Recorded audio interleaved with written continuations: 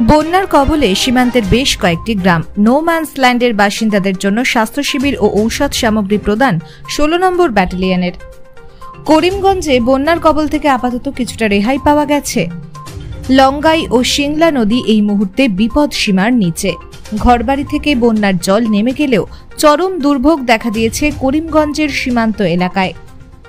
বন্যা কবলিত গ্রামগুলোতে জলবাহিত রোগ দেখা দিয়েছে। সেই সঙ্গে বানভাসী অনেক শিশু জ্বর ও ডায়রিয়ায় আক্রান্ত হওয়ার খবর পাওয়া গেছে, যার ফলে সীমান্তবাসীর মধ্যে স্বাস্থ্য পরিষেবা পৌঁছে দেওয়ার লক্ষ্যে স্বাস্থ্য শিবিরের আয়োজন করা হয়েছে বিএসএফের ১৬ ব্যাটালিয়নের পক্ষ থেকে।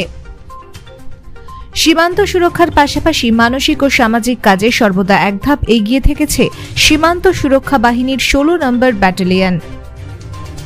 রবিবার স্বাস্থ্য শিবিরের আয়োজন করা হয় জলমগ্ন কাঁটা তারের বাইরে থাকা উত্তর করিমগঞ্জের উত্তর লাফাশাইল গ্রামে। সেখানে অবস্থানরত ৬৬টি পরিবারের মধ্যে ২০০-র উপরে বাসিন্দা স্বাস্থ্য পরীক্ষা করে পরিষেবা গ্রহণ করেন। বিএসএফের পক্ষ থেকে বিনামূল্যে প্রয়োজনীয় ঔষধ প্রদান করা হয় শিবিরে। স্বাস্থ্য পরীক্ষা করেন বিএসএফের চিকিৎসক অ্যাসিস্ট্যান্ট কমান্ড্যান্ট ডক্টর দিব্যা। উপস্থিত ছিলেন ১৬ নম্বর ব্যাটালিয়নের second in command Arun Kumar, Lakshmibazar BOP company commander Anil Kumar সহ অন্যান্য আধিকারিকরা।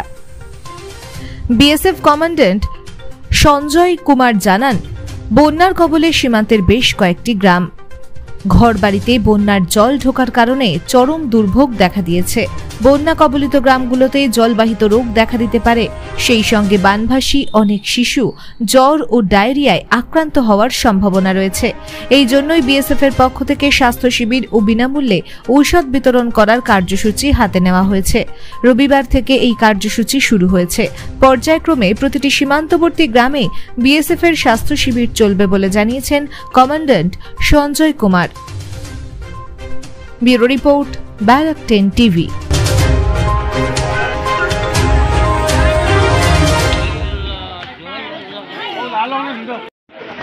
बीएसएफ 16 बटालियन से मैं doctor Divya assistant commandant headquarter से बात कर रही हूँ। जैसे फ्लड बारिश की वजह से पानी ज़्यादा होकर फ्लड की संभावना इधर ज़्यादा है, तो अपने बीएसएफ के कैंप की तरफ से हम इधर एक मेडिकल कैंप चला रहे हैं। फ्लड की वजह से इधर की जनता में जो भी बीमारियां है, जैसे स्किन इन्फेक्शन हो गया या फिर डायरिया हो गया, तो वो सबका एक बार लोगों को अवेयरनेस भी हो जाएगा। और किसी को भी जो भी प्रॉब्लम है तो हम अपने बटालियन की तरफ से दवाई और उनको ट्रीटमेंट की योजना इधर किया गया है। इससे लोग तो है काफ़ी, हम आशा करते हैं कि इसकी वजह से लोगों की जो भी दिक्कतें हैं वो थोड़ी बहुत दूर हो जाए।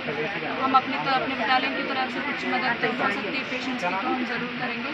और दूसरा कुछ भी इसके अलावा भी दूसरी लोगों को जो भी बीमारियां है उसके अलावा भी कुछ है तो दिखाना चाह रहे तो हम इधर उसके लिए हम इधर है अवेलेबल है। धन्यवाद।